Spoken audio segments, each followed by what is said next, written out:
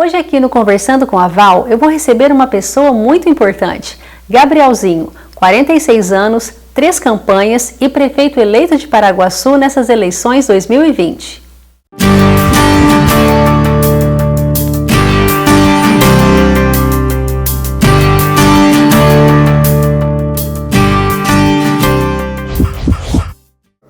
Olá!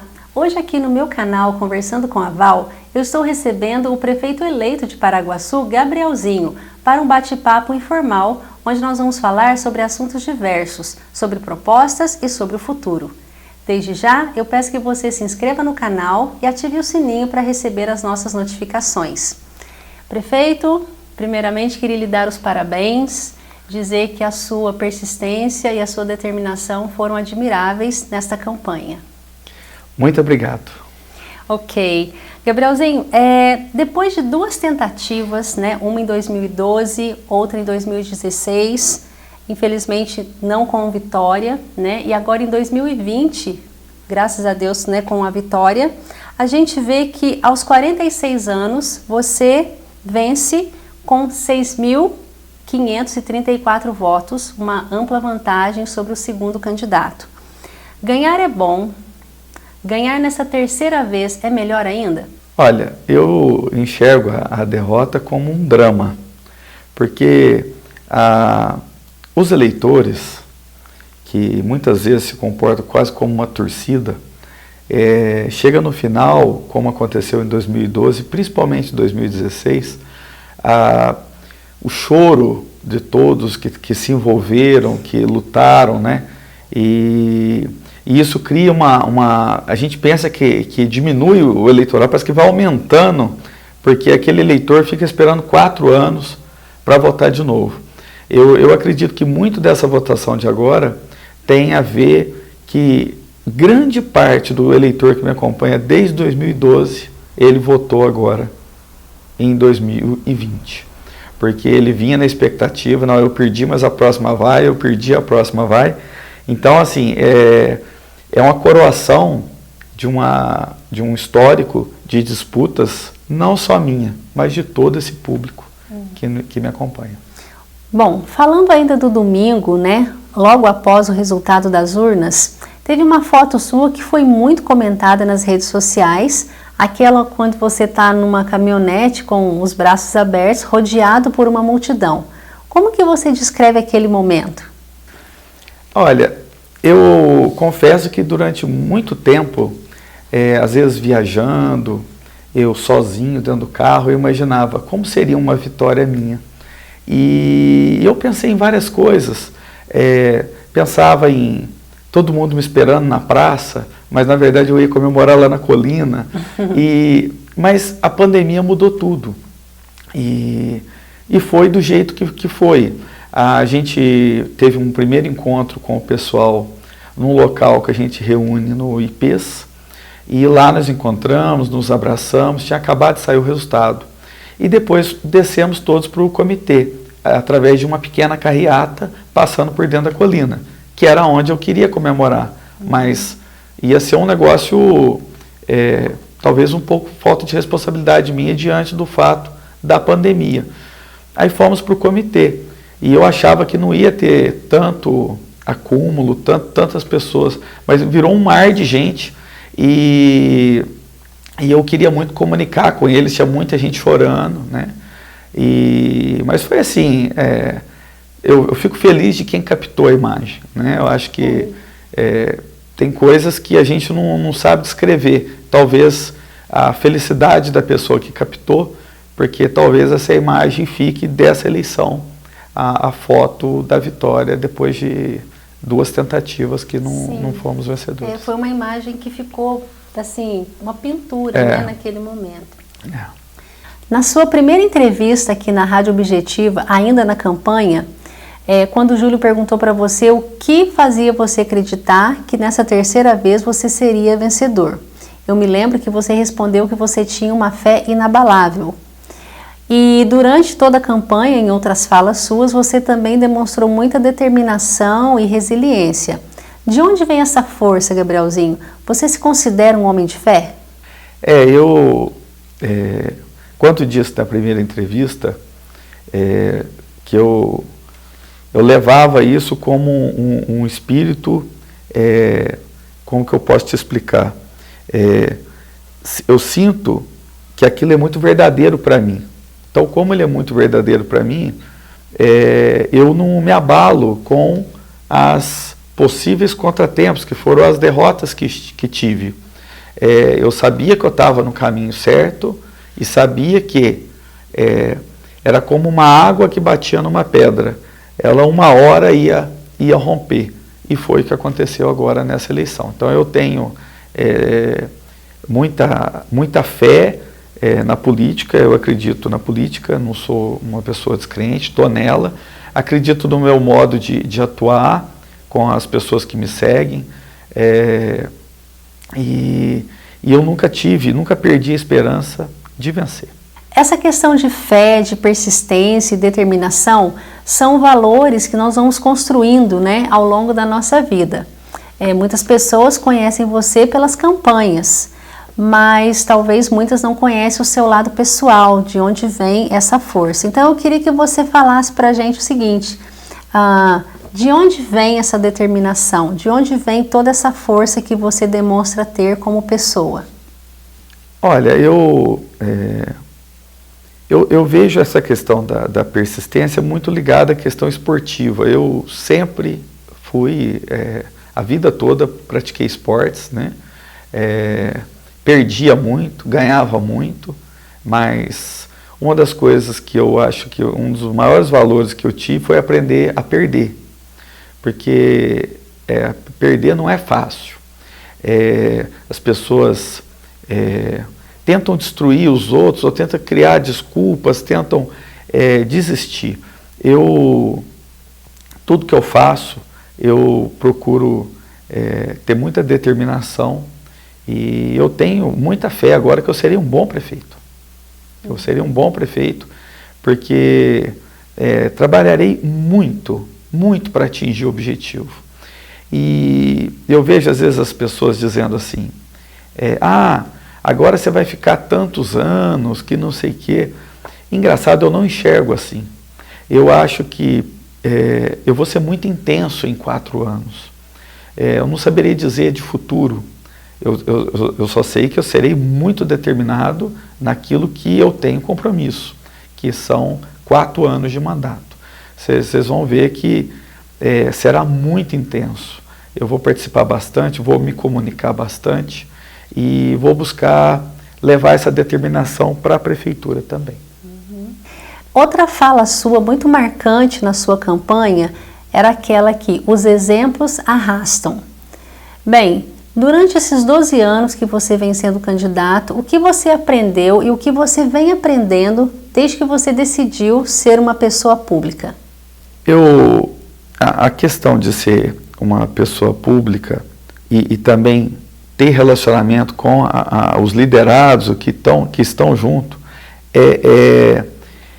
como se diz, o mesmo tratamento que você dá para um, tem que dar para todos. Então, eu acho que uma coisa que veio acumulando durante os anos é saber que para você manter todos juntos, você tem que ter um tratamento igualitário a todos.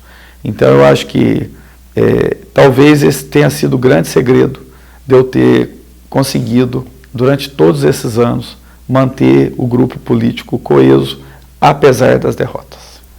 Gabrielzinho, nessa sua terceira campanha, você conseguiu manter um grande número de apoiadores que vinham desde 2012 e ainda conquistou novos. Isso é uma coisa muito interessante e importante, né, para um líder.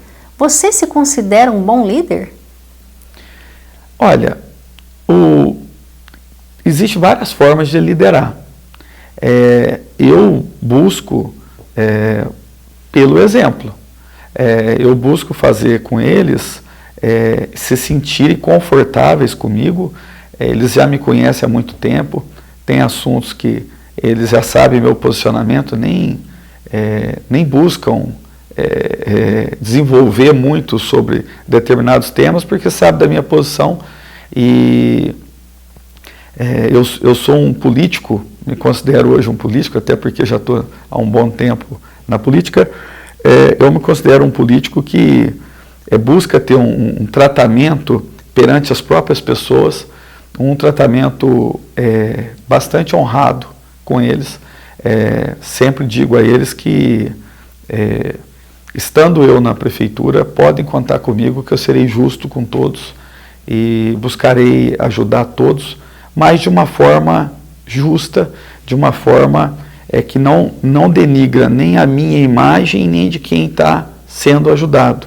Porque, na verdade, as ajudas têm que ser mais no âmbito público do que no assistencialismo, vamos supor assim. Uhum. Para você, o que é a política? Eu acho que a política é uma forma de transformação da sociedade. Eu vejo a política como um meio de mudar a vida das pessoas. Então, muitas pessoas criticam a política, acham que a política só vê a política pelo lado ruim. Eu vejo a política pelo lado bom, que é a oportunidade de você transformar a vida de uma comunidade. Na sua entrevista aqui na Rádio Objetiva, já eleito, você disse que muitos de nós, cidadãos, eleitores, vamos enxergar em você, a partir de 2021, muitos traços dos prefeitos anteriores, principalmente as coisas positivas que eles fizeram. Mas eu queria te perguntar o seguinte: qual vai ser a sua marca, a sua personalidade nessas ações? O que vai diferenciar você dos prefeitos anteriores? O que eu notei trabalhando com eles é o seguinte: me parece que eles já tinham uma fórmula pronta. Então, eles retornavam para a prefeitura através de uma eleição e eles já tinham uma forma de tratar as questões que chegavam a eles, uma forma de investir os recursos, que era uma forma que sempre os faziam reeleitos. Então, eu acho que a diferença que vai ter para mim é que eu vou ser muito intenso, sem saber e sem ter nenhum compromisso com o pós 4 anos. Eu não me enxergo perpetuando ou ficando, eu não consigo me enxergar dessa forma. Então, eu acho que a diferença minha para eles é que eu acho que eu vou estar fazendo uma missão, diferentemente de outros que talvez ficassem pensando em como voltar. Eu sinto que dia 1º de janeiro de 2021, eu vou estar concretizando uma missão. Eu nunca serei marcado lá quando, daqui a 30 anos, forem falar de um mandato do Gabrielzinho e tal. Eu não vejo que vão falar muito dos meus acertos e dos meus erros. Eu acho que vai ficar muito marcado a questão da mudança, que durante muitos anos ficou atrelado a 2 grupos políticos hegemônicos e surgiu um candidato que veio desgarrado disto. Então eu vejo que eu serei marcado mais pelo prefeito da mudança, como o prefeito que fez ou deixou de fazer algo. E nesse ponto, sobre a diferença, eu acho que vai ser muito ligado à intensidade e à falta de expectativa de futuro, de querer ser várias vezes como eles foram. Eu não me enxergo, sinceramente, me conhecendo também, eu não me enxergo indo muito além disso, não.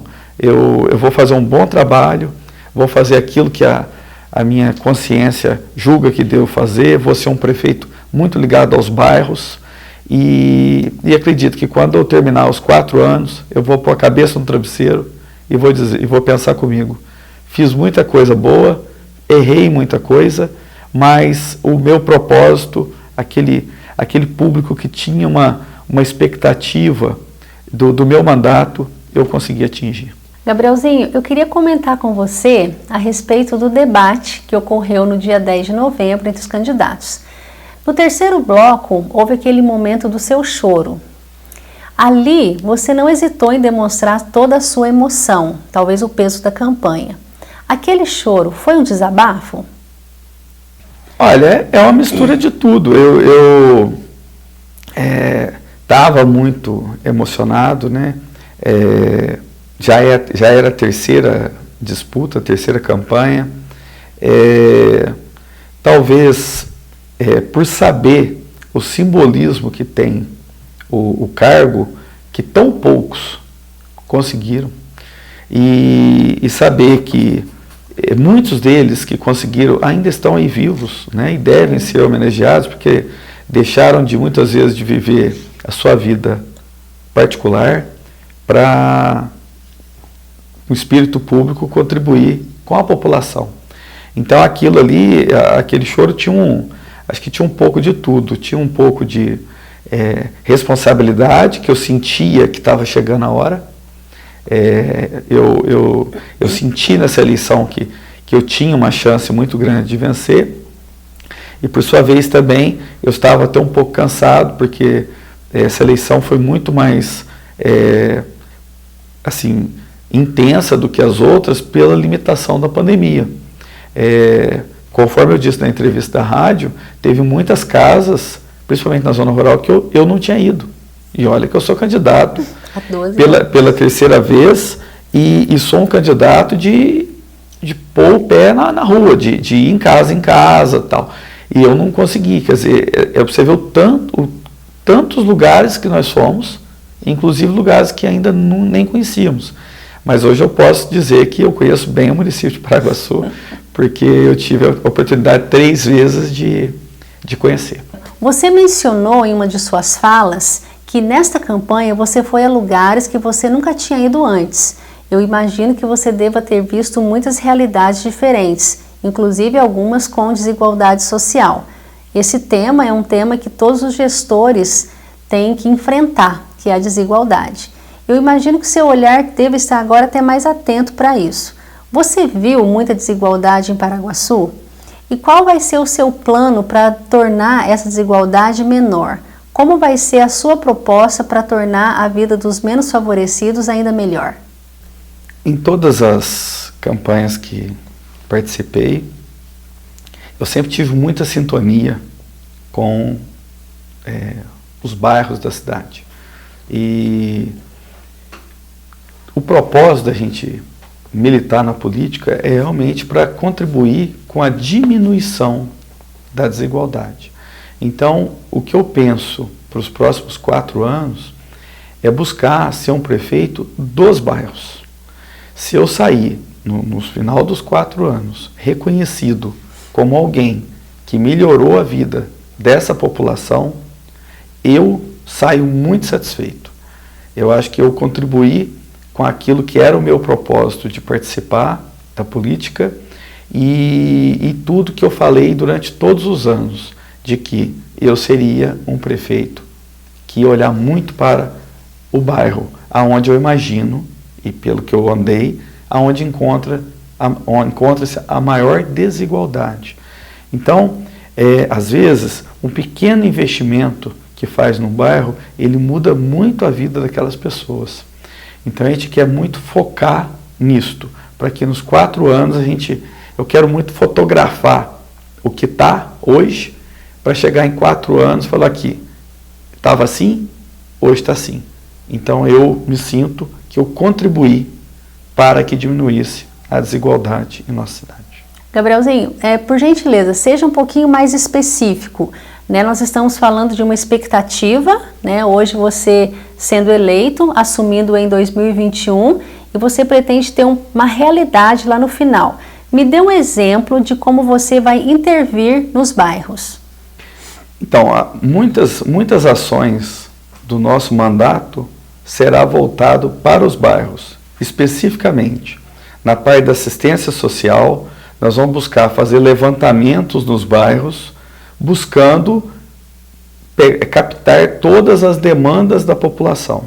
No aspecto da saúde, você pega hoje um bairro como a Colina, o loteamento São Marcos, o São Luís I, São Luís II, Nova Paraguaçu, Esses bairros hoje somados dão 1.100 residências. Então, nada mais justo do que o PSF de lá ter um atendimento bem mais qualificado, devido ao fato do público ser muito grande. E o que puder ter mais médico, não faltar remédio, nós vamos olhar muito para os bairros, porque a gente sabe que lá a demanda é muito maior. Gabrielzinho, uma pergunta muito recorrente agora, principalmente que você já está eleito, é sobre a equipe. Quem serão os nomes, quem serão os secretários? E você disse à Rádio Objetiva 1 que ainda não tem esses nomes, mas certamente serão pessoas técnicas e pessoas muito competentes que irão compor essa equipe. Mas eu gostaria de perguntar o seguinte: as abordagens mais modernas de gestão, elas valorizam um trabalho que abraça diferentes gêneros, raças, cores e principalmente porque essas diferentes visões de mundo, elas acrescentam muito numa gestão pública. Portanto, a gestão só tem a ganhar, né, com esse tipo de parceria. Então, a minha pergunta é a seguinte: o senhor pretende ter uma gestão composta por pessoas bem diversificadas? Sim, pretendo ter uma equipe bem diversificada, contemplando todos os gêneros, raças, religiões, tudo que for possível dentro do grupo, para a gente tentar contemplar toda a composição da sociedade. E como você vê o papel da mulher na gestão pública? A sua esposa, por exemplo, ela terá um papel atuante na sua administração? Não. A minha esposa provavelmente será bem discreta por opção dela. Eu fiz a opção da vida pública e eu não levo isso para dentro da minha casa. Eu raramente converso de assunto de política dentro da minha casa. Eu lá dentro eu estou fazendo outras coisas, estou brincando com os meus filhos, conversando com a minha esposa, mas eu raramente converso de assunto de política, até porque a gente, política e trabalho, levar para casa, eu acho que pesa muito o ambiente da casa. Então eu não tenho hábito, ela também não tem muito, não é uma pessoa muito envolvida com a questão política, ela não é bem discreta, então a gente ela não deve participar.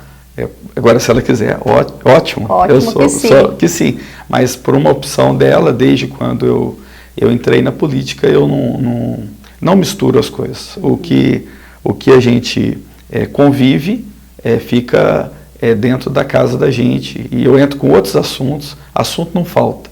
Mas eu não levo assunto de trabalho e nem assunto de política para dentro da minha casa. São raras as vezes que a gente se vê conversando sobre isso. Sim, o importante também é esse apoio, né, que você recebeu e recebe. Afinal, são 12 anos de campanha nessa missão de conseguir ser eleito.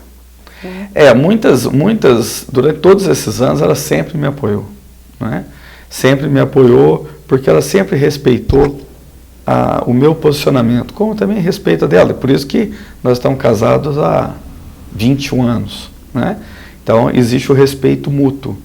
E eu nunca neguei que gostava de política, nunca neguei que talvez em algum momento pudesse me envolver, como me envolvi, e eu também respeito o posicionamento dela.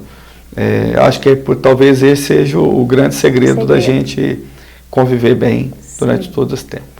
Por falar em família, só mais uma questão, e as crianças? Como é que foi em casa, ter o pai prefeito agora? Eles vibraram muito? Como é que foi? Olha, é divertido, porque o meu mais velho, que está hoje com 21 anos, ele, quando eu fui candidato a primeira vez, ele tinha 12. Né? Então, ele tinha uma visão. Depois, ele foi, em 2016, ele já estava participando mais, né? Foi a primeira vez que ele votou, e assim veio. Os outros pequenininhos, o do meio, o Arthur, ele estava na época com 4 anos e a Valentina tinha 2 anos. Então, hoje eles convivem, torcem, né, por mim. Inclusive, quando tinha comício 2016, eles foram todos os 3 foram ao comício comigo, não é? Tem uma música de campanha que foi até o meu do meio que fez, ele que fez a adaptação da música, e que acho que é Tim Tim Tim. Ele que mexeu na música, e toda vez que eu estava no palco, no comício, ele falava assim: pai, você não vai falar que eu que fiz a música? Eu falo: meu filho, mas isso não tem nada a ver com o que nós estamos conversando. Porque é autoria. A autoria. Então é ele que fez a música, inclusive depois, durante todos esses anos de candidato, a gente vai acumulando músicas, né? E essa Tintim, como o Tchê Tchê, vão virando aí clássicos aí da turma. E a pequena, ela é até caçula, né, menina, ela é a mais empolgada. Ela lá é que dá as dicas de marketing, né? Ela é muito ligada a TikTok e tal. E então ela é que mais me dá dicas do que eu devo e do que eu não devo falar, né? Então ela participa bastante, mas assim, mais no âmbito em casa, assim, quando a gente sai um assunto, ela ajuda bastante. Bem legal, bacana. Bem, agora eu queria falar com você de uma área importantíssima numa gestão pública, que é a educação. A educação, como a gente sabe, ela transforma as pessoas e as pessoas transformam o mundo, né? Já dizia Paulo Freire. E eu, como professora, que acredito muito nessa transformação, eu vejo um cenário muito complicado agora, né? Principalmente com a pandemia, e eu imagino que o seu desafio será ainda maior. Então, quais mudanças você pretende fazer de imediato? Você tem, tipo assim, algum plano para retorno de aula presencial? Algumas cidades já têm feito isso. Como que você vê essa questão? Olha, nós temos que respeitar sempre as recomendações sanitárias. Então, aquilo que o governo do estado estiver dando como norte para as prefeituras, a gente tem que seguir. Eu torço para que volte presencial o mais rápido possível, mas talvez isso demore um pouco. E aquilo que os órgãos de saúde estiverem recomendando fazer, a gente espera fazer também muito de acordo com as ondas, né, com que o governo do estado disser que Paraguaçu se encontra no momento, com o número de casos.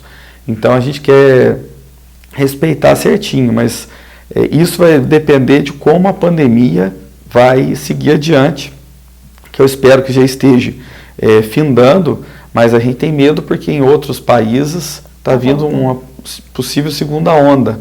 Então a gente hoje já está, pela experiência que teve do que nós estamos vivendo agora, a gente espera estar bem mais preparado para atuar tanto na parte da educação quanto na parte da indústria e do comércio. Gabrielzinho, eu queria falar com você sobre a educação infantil no nosso município. Você pretende dar início ao Pró-Infância, que já está com a sua estrutura toda lá montada e que já era para estar em pleno funcionamento? O mais rápido possível. Eu acompanho várias obras do Pró-Infância em toda a região. Pró-Infância realmente foi muito demorado, ele é muito burocrático. Em várias cidades demoram 4, 5 anos e aqui para Paraguaçu não foi diferente. Demorou muito. E quanto mais rápido isso estiver à disposição da população, é o que deve ser feito. Ainda sobre a educação, eu queria falar com você sobre o IDEB de Paraguaçu, né? O nosso IDEB, ele está abaixo um pouquinho da meta, que era de 6,5. Entretanto, em relação às cidades mineiras, né, assim como foi mencionado no debate, nós estamos num bom patamar. Bom, esse cálculo é feito com base no aprendizado dos alunos em português e matemática e do fluxo escolar, ou seja, aprovação e evasão. Em virtude disso, o que ocorre na realidade é que as escolas, para manter ou elevar esse IDEB, quase não existe reprovação, né, dos alunos no nível fundamental 1. Então, o que ocorre é o seguinte: mesmo sabendo que os professores se dedicam, com o seu comprometimento, muitas vezes eles colocando até recursos próprios, né, para conseguir fazer tudo acontecer da melhor forma, a gente percebe que os alunos ainda saem muito despreparados, né, desse nível de ensino. Então, eu gostaria de saber o seguinte, você pretende, de alguma forma, melhorar essa realidade? Eu acho que uma das bandeiras que a gente quer, além de buscar ser o prefeito dos bairros, nós queremos também tentar contribuir para a melhoria da educação. A educação talvez uma das únicas ferramentas de transformação que o ser humano tem para galgar, para poder adquirir conhecimento e buscar caminhos novos.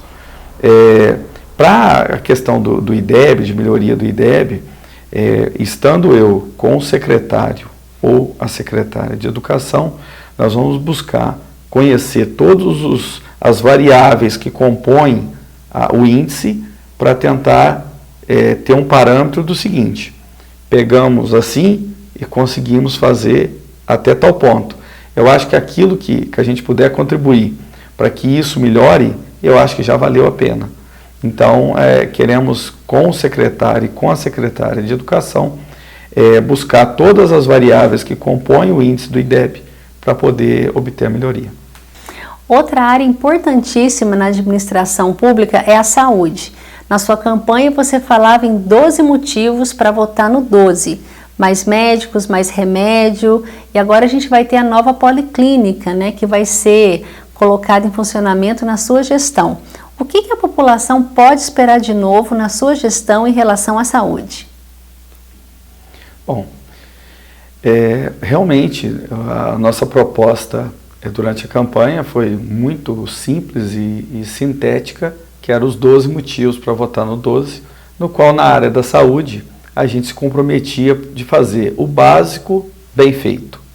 Então, de nada adianta dizer que vai funcionar policlínica de um jeito, que vai fazer isso, que vai contratar mais médicos, se nem o básico, que é aquele médico de PSF, durante muitas vezes ficam PSFs com 1 mês sem médico, 2 meses, como aconteceu sem médico. Então, eu acho que o que nós vamos ter de mudança é uma preocupação de falar menos e fazer mais. Então, o nosso olhar vai ser, de nada adianta ficar dizendo que vai trazer especialistas, o que é muito bom, se não fizermos aquilo que é o necessário para a pessoa. Então, esse que é o nosso enfoque. Os remédios também, nesse mesmo sentido, não tem condições de as pessoas irem no postinho e não ter pelo menos o básico. Então, isso tem que ter em abundância, tem que ter um planejamento para que isso não falte. E a respeito do pronto-socorro, que foi um termo também que nós dizíamos na campanha, de que nós temos que buscar sempre melhorar o tempo de atendimento. A qualidade do atendimento, o questionamento não é tão grande quanto o tempo. O tempo lá demora-se muito. Então nós temos que sentar junto com o pessoal do hospital, e vamos fazer isso, para que o que precisa ser feito, dentro dos recursos que temos, que já são repassados, o que podemos fazer para melhorar esse tempo de atendimento. Eu vejo que um prefeito que preocupar com isto, ele está sendo um bom prefeito. Gabrielzinho, sobre habitação, como que está o déficit habitacional da nossa cidade? Da última vez que fizemos um levantamento, eu imagino que seja por volta de 1.000 casas. Não é? Hoje, o aluguel aqui em Paraguaçu talvez seja um dos aluguéis, que eu trabalho com isso, é um dos aluguéis mais caros que existe na nossa região. Porque durante muito tempo não se fez casas para a população de baixa renda. Sirva de exemplo, por exemplo, a última vez que teve foi o bairro Santo Agostinho, que foi em 2008, que foi entregue. Quer dizer, 2008 para 2012, para 2020 são 12 anos. Então faz 12 anos que não se constrói casa para a população que mais precisa. Então isso veio vindo vários anos, fizeram várias filas, teve fila na FEDEOP à noite, o povo dormiu, depois teve fila na porta da assistência social, um outro programa, também não teve.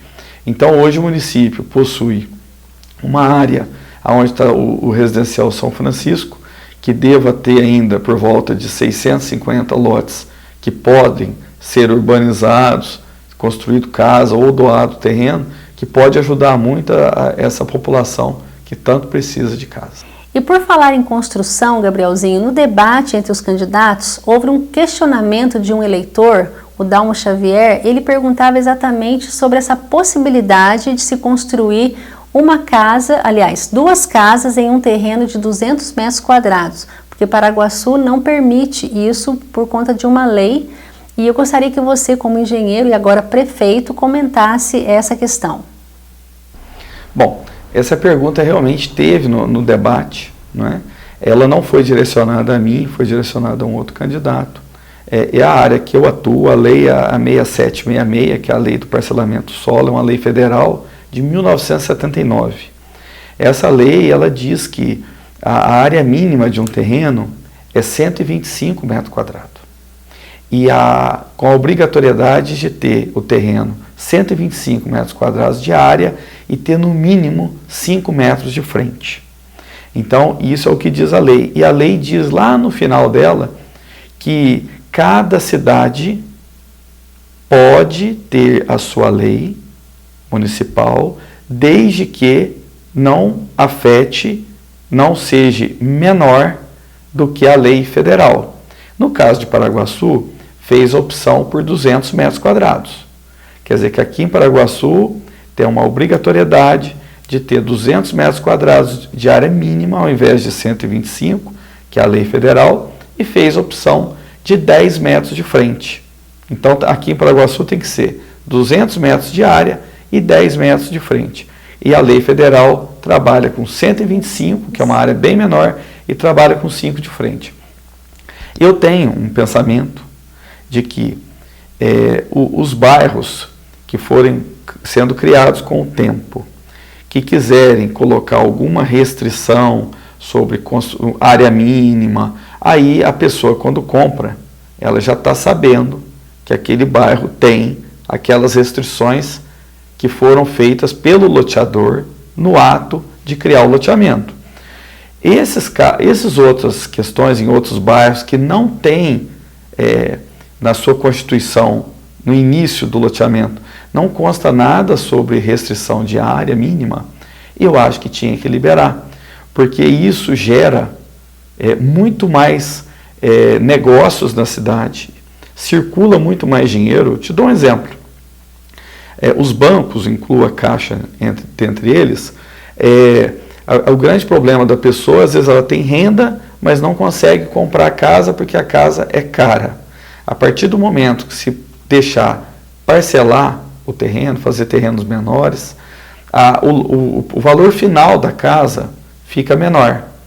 Mais pessoas vão conseguir comprar casas porque ela está num preço mais baixo, e aqui em Paraguaçu metade da população ganha até 2 salários mínimos.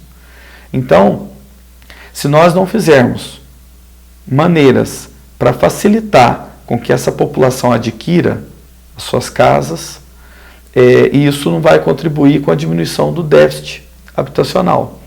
E, por sua vez, o município ganha também, porque são mais negócios, é mais ITBI que passa pela prefeitura, e isso arrecada mais, o município tem condição de ter mais dinheiro para poder investir em áreas que a população está precisando.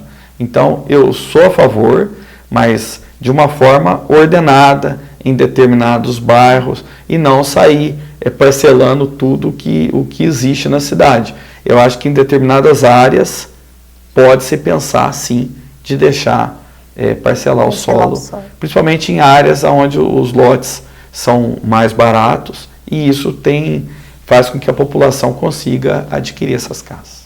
Que bom. Então o senhor Dalmo tem agora uma boa resposta. Ele tem uma boa resposta, eu só não respondi porque não foi direcionado a mim, mas eu conheço a lei, conheço tudo, e sei o tanto que impacta socialmente, deixando as construções com áreas menores poder ter dividir junto à prefeitura e junto ao cartório de registro de imóveis, para que tenha as suas matrículas em cartórios separadas, porque facilita, ao invés dele comprar uma casa mais cara, ele tem 2 imóveis com preço um pouco mais baixo, que consegue atingir um público maior. Sou totalmente favorável.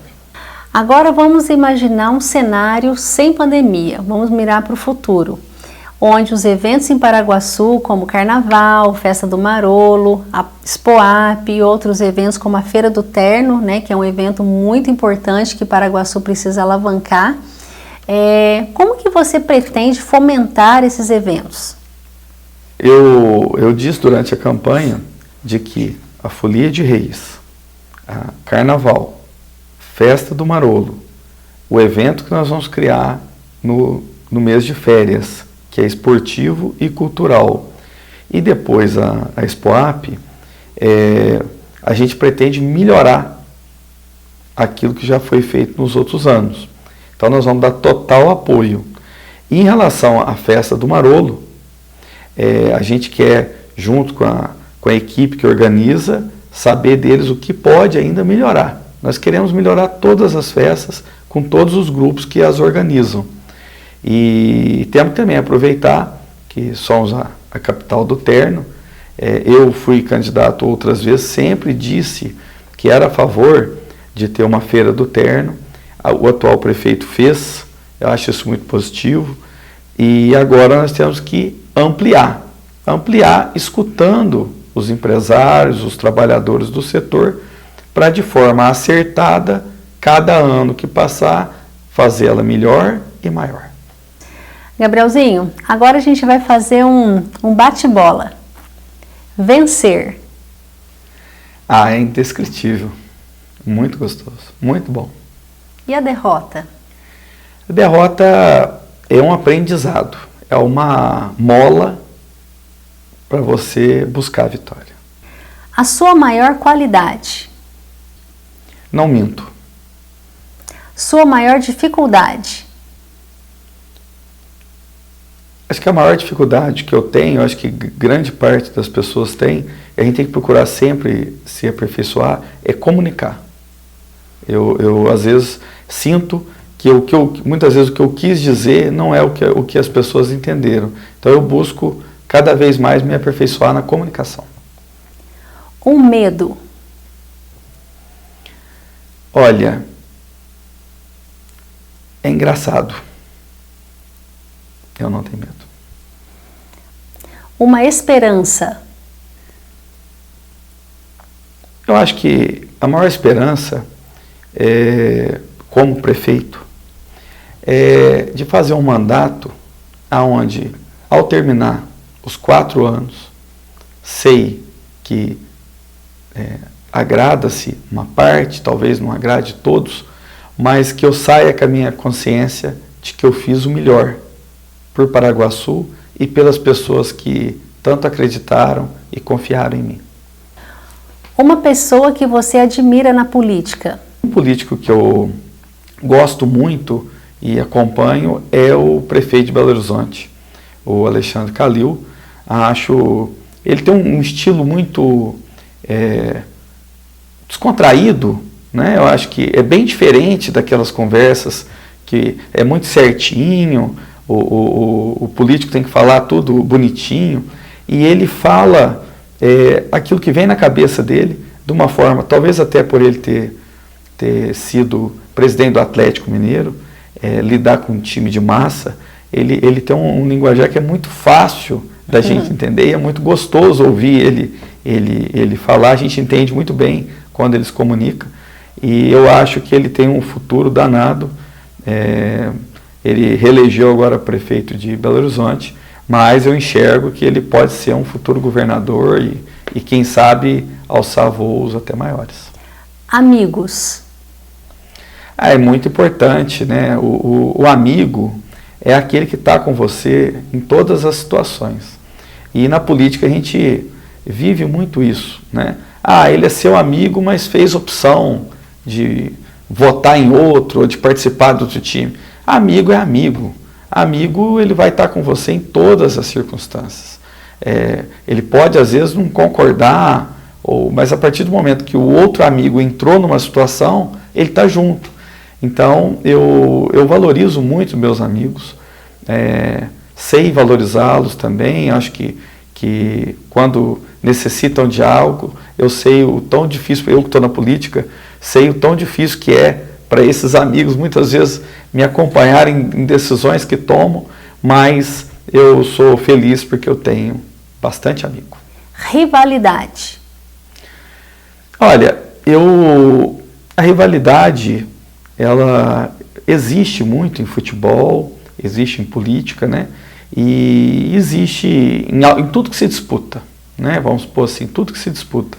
Eu procuro, tem as rivalidades, tanto no futebol, que eu sou flamenguista, tem as rivalidades na política, mas assim, da mesma forma que no futebol, na política também, eu busco, apesar de termos posicionamentos diferentes, procura ter uma boa convivência com todos, conversa com todos, e eu acho que a rivalidade extremada, ela só prejudica.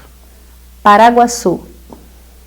Paraguaçu é diferente em tudo, né? Eu vejo a população, a comunidade paraguaçu é muito especial em relação, não dizendo que as outras não são também, mas aqui que a gente foi criado, a gente conhece a grande parte das famílias. Paraguaçu o pessoal muito educado, hospeda bem as pessoas, e eu, como se diz, sou suspeito para falar, porque até hoje tudo que a gente pôde fazer foi pensando na cidade e no coletivo. Gabrielzinho, agora já como prefeito eleito, que vai tomar posse no dia 1º de janeiro, eu gostaria que você deixasse uma mensagem para todo mundo que está assistindo a gente nesse momento importante da sua vida e dos rumos de Paraguaçu. Olha, eu queria dizer a todos os paraguaçuenses de que lutamos muito para chegar até aqui, nos preparamos bastante e queremos muito surpreender positivamente a toda a população. Fizemos uma campanha com propostas bem modestas, com o intuito de surpreender se fôssemos os vencedores, como fomos. Então agora a gente espera fazer uma boa administração, muito intensa, de 4 anos, para realmente